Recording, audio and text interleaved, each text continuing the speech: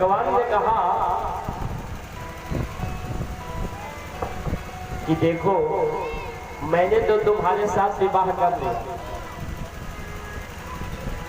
लेकिन तुम्हारा स्वरूप भालू का है। तुम मेरी पत्नी बनकर के चल रही हो, तुम मेरी महल में एक सुंदर रानी है जो लक्ष्मी स्वरूपा है, जिनका नाम रुक्मिणी है। तो आपका सम्मान ही नहीं करेंगे, क्योंकि तुम भालू के रूप में। जामवती ने कहा कि महाराज वो करे या ना करे, आप मेरे पति हैं, यदि आप मेरा सम्मान कर रहे हैं वही हमारे लिए बहुत है। भगवान ने कहा कि नहीं, ऐसे काम चलने वाला नहीं है, तो क्या करना होगा। तो भगवान ने कहा कि देखो हम दिन में महल में प्रवेश नहीं करेंगे, हम लोग रात में चलेंगे कि कोई देखने ना पाए, क्योंकि मुझे भी तो इस बात का ध्यान रखना होगा कि मैं अपने पत्नी को लेकर के जा रहा हूँ। कोई देखेगा तो भला क्या सोचेगा कि भगवान को और कोई दूसरी पत्नी नहीं मिली जो भालू से शादी करके आए हैं। तो जामवती ने कहा कि तो क्या करना होगा। तो भगवान ने कहा रात के समय हम लोग महल में प्रवेश करेंगे। और सुनो, याद रखना, हमारे महल में बहुत सारे कमरे हैं, उसमें से 101 नंबर कमरे में जा करके घुस जाना और घुस करके अंदर से दरवाजा बंद कर देना। अंदर से जब दरवाजा बंद कर लेना, चाहे कोई कितना भी आवे, खोलना मत।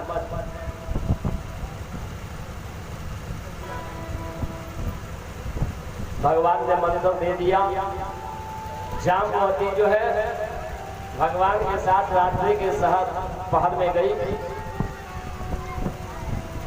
और भगवान ने जैसा बताया था कि 101 नंबर के कमरे में घुस जाना और घुस करके दरवाजा बंद कर देना, और जब तक मेरी आवाज न सुनाई पड़े तब तक तो दरवाजा खोलना मत। जो कुछ भी लाना होगा, जो कुछ भी देना होगा, मैं आकर के दूंगा, मैं कहूंगा तो दरवाजा खोलना। महाराज जामवती 101 नंबर के कमरे में जाकर के घुस गई।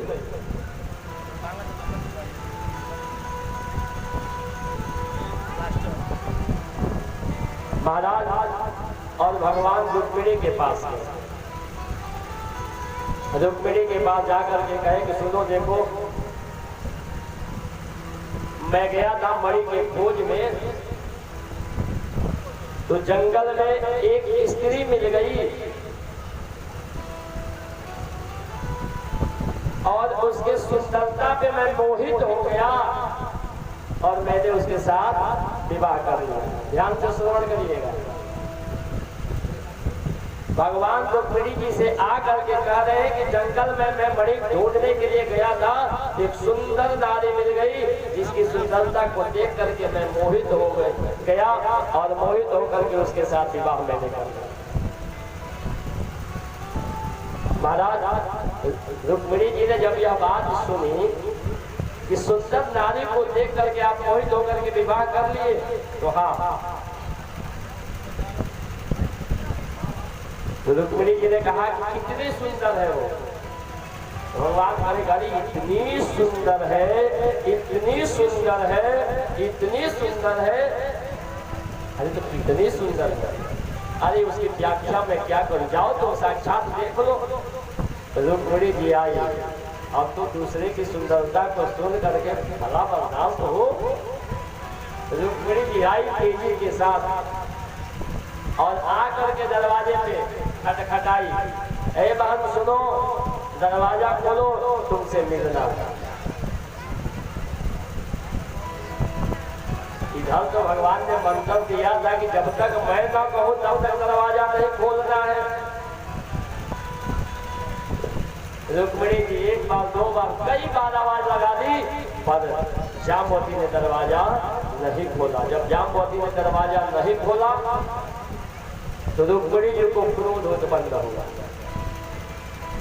और क्रोध में आकर के रुक्मिणी जी कहते हैं कि तुमको अपने रूप और लावण्य पे किस प्रकार से अभिमान है, तो जाओ मैं तुम्हें श्राप देती हूँ कि मेरे इस श्राप के प्रभाव से चाहे तुम कितना भी सुंदर हो, तुम मेरे ही जैसी सुंदर बन जाओ, मतलब सेम बन जाओ। भगवान ने कहा क्या देखती हो, तो तुमको श्राप नहीं वरदान मिल गया, दरवाजा खोलो। भगवान ने जैसे ही कहा दरवाजा खोलते हैं तो देखते हैं कि जैसी रुक्मिणी थी वैसे जाम्बवती जी बन करके तैयार है। वही बाकी बिहार की भगवान की लीला भगवान ही जाने। एक भालू की पुत्री को किस प्रकार से रुक्मिणी जी से साफ दिलवा करके वो सुंदर नारी बनवा दिए। जब रुक्मिणी जी ने देखा तो कहना प्रारंभ कर, महाराज आप कह रहे थे कि बहुत सुंदर है। अरे कहाँ सुंदर है, जैसी ये है वैसी मैं हूँ। भगवान ने कहा कि पहले का रूप तुम नहीं देखी हो, तुमने साफ दे दिया है ना कि मेरी जैसी हो जाए, इसलिए तुम्हारी जैसी हो गई। पहले